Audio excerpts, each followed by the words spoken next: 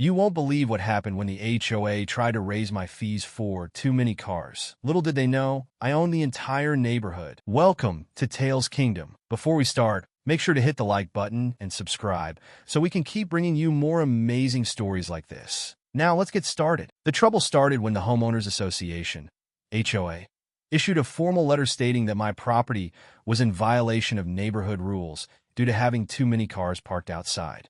The letter specified that my property was considered to be cluttered, and the HOA was threatening a fee increase unless I reduced the number of vehicles. I was taken aback by this, as I had always made sure to park my vehicles neatly and within the legal limits. However, the HOA was firm, stating that they had received multiple complaints from neighbors about the appearance of my driveway and surrounding street. The letter mentioned that the HOA had recently updated its policies, and the number of cars allowed per household had been reduced. To make matters worse, they imposed a steep fee increase on me for what they considered an infringement of the new regulations. At first, I thought this might be a mistake or a misunderstanding, so I decided to contact the HOA's office directly to clarify the situation. They were unapologetic, citing the need to maintain the aesthetic standards of the neighborhood, a phrase that always seemed vague and open to interpretation. The representative on the phone didn't seem particularly concerned when I mentioned that I'd never had any issues in the past.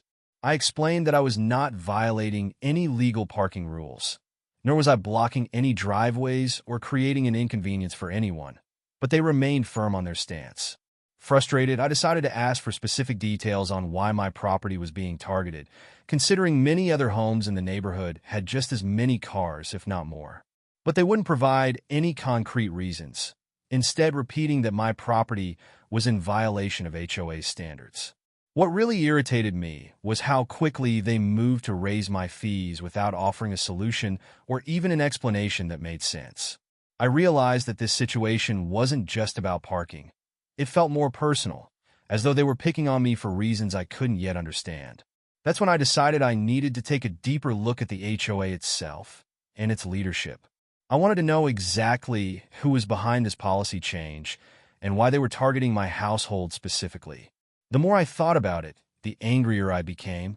I began to wonder if there were ulterior motives at play, maybe even resentment toward me as a homeowner in the community. I started reviewing all the documents I had signed when moving into the neighborhood, looking for any fine print about parking regulations or limitations on the number of vehicles. I found nothing that directly addressed my current situation. What I did find, however, was something that would change the entire course of the dispute. After weeks of frustrating phone calls with the HOA, I decided to do something drastic. I was going to find out who really held the power in this community and why I was being singled out. I already knew my own house was part of a large development, but what I didn't realize was the full extent of my property ownership within the neighborhood. One afternoon, I sat down with the deed to my property and started looking over it more carefully. I knew I owned a few acres, but what I didn't realize was that my name appeared on multiple parcels of land that were registered as part of the original development. As I dug deeper into the land registry documents, I made an astonishing discovery. I owned not just my house, but the majority of the roads, empty lots, and even the small park that was supposed to be shared among residents. Essentially, I was the largest landholder in the neighborhood, and unbeknownst to anyone, I had complete ownership over most of the land the HOA was claiming authority over. The more I looked, the more my shock grew. I owned the entire neighborhood. It all made sense now. The HOA wasn't just raising my fees because of too many cars. They were trying to establish control over a neighborhood they had no real legal power to govern. After all, if they couldn't force me to comply with their arbitrary rules, what other recourse did they have? This revelation hit me hard, and I started to feel an overwhelming sense of empowerment. How could they enforce these parking rules and impose fines on me when I owned so much of the land they were supposedly regulating? I realized that this might be the leverage I needed to turn the tables on the HOA and make them back off. With this newfound knowledge, I decided to conduct further research to see how other landowners within the community were being treated. I wanted to find out if there were other people who were being targeted for similar violations, or if this was just an issue affecting me. I spent hours looking through records, making calls, and even talking to other residents.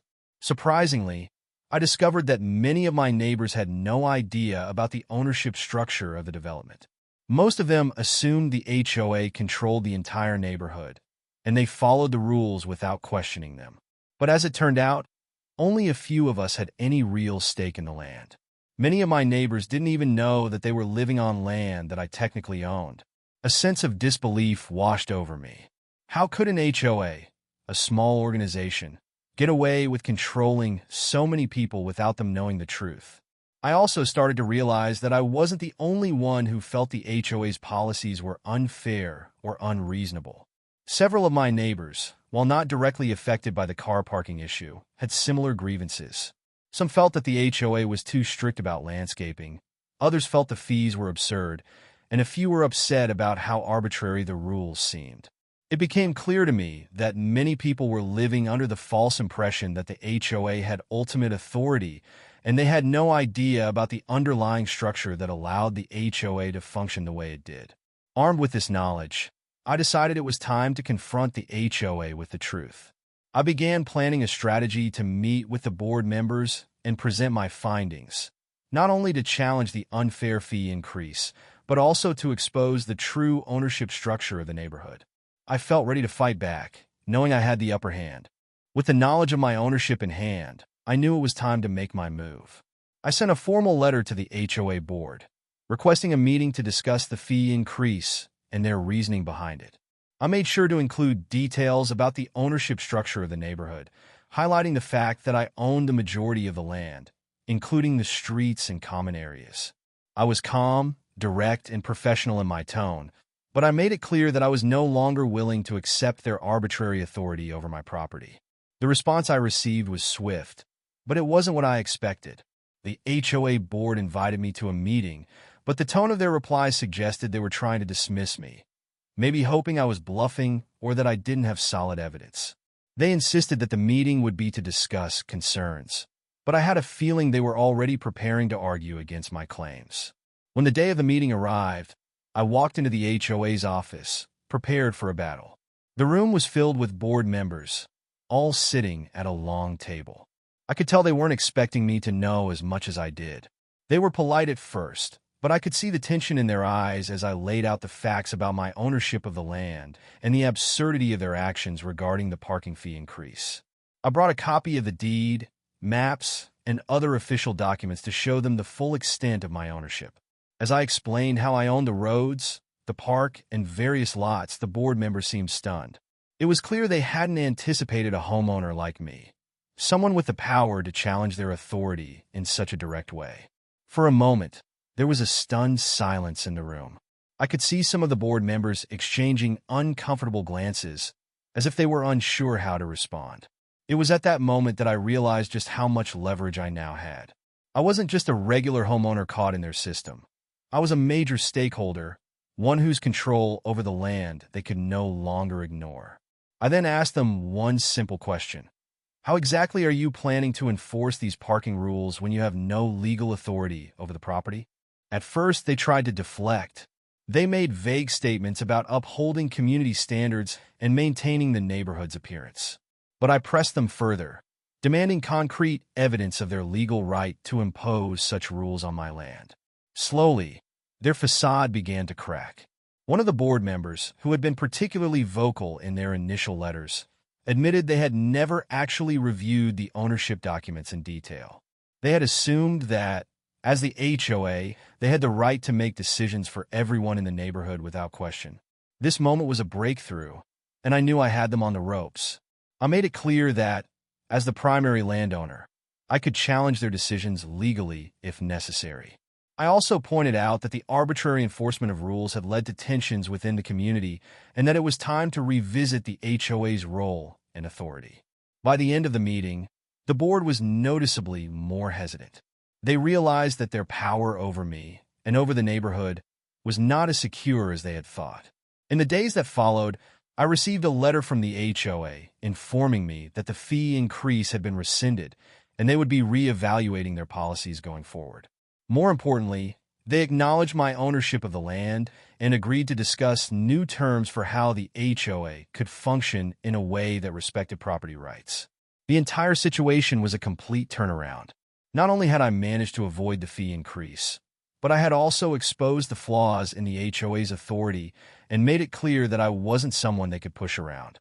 As word spread through the neighborhood, I found that many of my neighbors were relieved to see someone stand up to the HOA. While I didn't want to completely dismantle the HOA, I made it clear that things would have to change if they were to continue operating in the community. And just like that, I had not only solved the parking issue, but also secured a stronger sense of respect and control in my own neighborhood.